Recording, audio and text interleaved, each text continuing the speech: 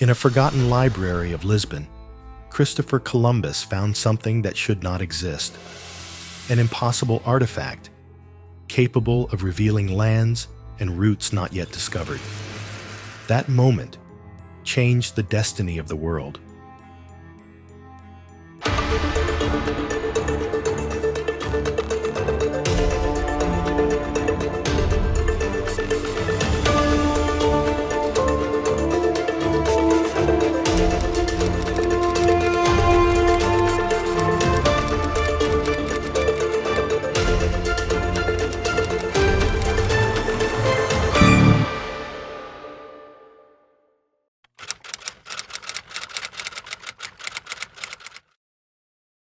This is not history, it's the piece they never let be told. It was the year 1477, and in Lisbon the sea pounded the walls like an impatient animal. Christopher Columbus, not yet famous, walked through the stone corridors of the monastery of São Vicente de Fora. There he spent hours, entire days, reading what others had forgotten. The corridor smelled of salt and old leather. The display cases held nautical instruments, incomplete maps, fragments of globes that did not match reality. Sometimes the silence was broken by the creaking of wood and the distant singing of sailors from the port. He wasn't seeking glory, he was seeking evidence. He had already heard rumors, lands beyond the west, islands floating behind the mist, treasures that no map showed, but he didn't want tales. He wanted certainties, and one afternoon, he found it.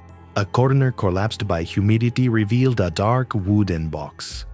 Inside, under a thick blanket, an artifact that did not seem of this world, bronze carved with perfect geometries. A glass sphere in the center surrounded by inscriptions that resembled neither Latin nor Arabic. He took it in his hands and felt a slight vibration, like a heartbeat, and then it disappeared. The air became light. The light changed color, the ground dissolved beneath his feet, and in an instant, he was in another place. A room without windows, white walls, light without fire.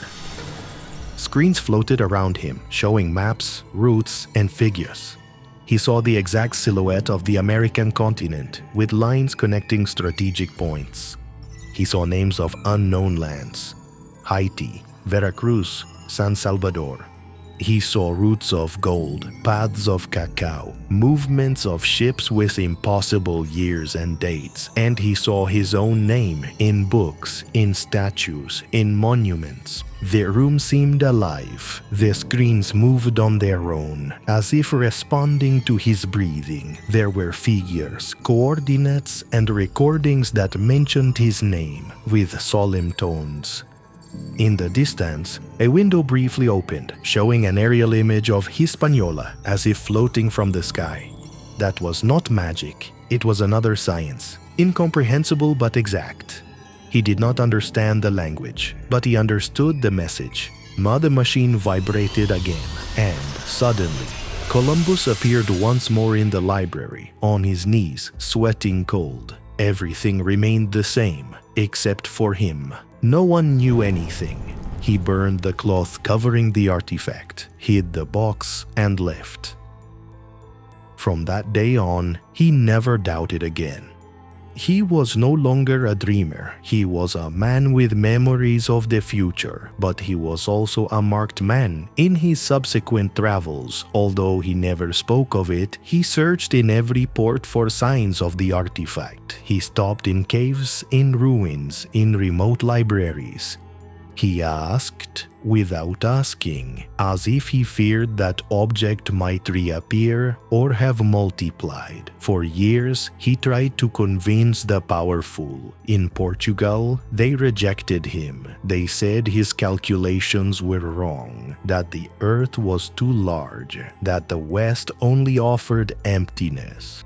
But he knew and waited for his moment. He moved to Castile, presented his plan to Isabel and Fernando. They did not believe him at first either, but the Queen had vision, and after years of attempts, they signed the capitulations of Santa Fe. Columbus already had what he needed: 3 ships, a fearful crew, and an unbreakable conviction. On August 3, 1492, he set sail from Palos de la Frontera. The Pinta, the Niña, and the Santa Maria cut through the ocean like spears. The sails fluttered like the wings of blind angels. The smell of salt and damp wood filled the cabins. The sailors counted the nights by watching the stars, unaware that Columbus already knew his destination. The sailors murmured that they would follow the edge of the world, but Columbus did not waver. He looked at the horizon as if seeking a path already traveled. At night, he charted courses without a compass, adjusting the direction with a confidence that unsettled the others. When he seemed to lose control, he corrected, always in time, as if an invisible line guided his hand. For more than 2 months, they sailed without land in sight.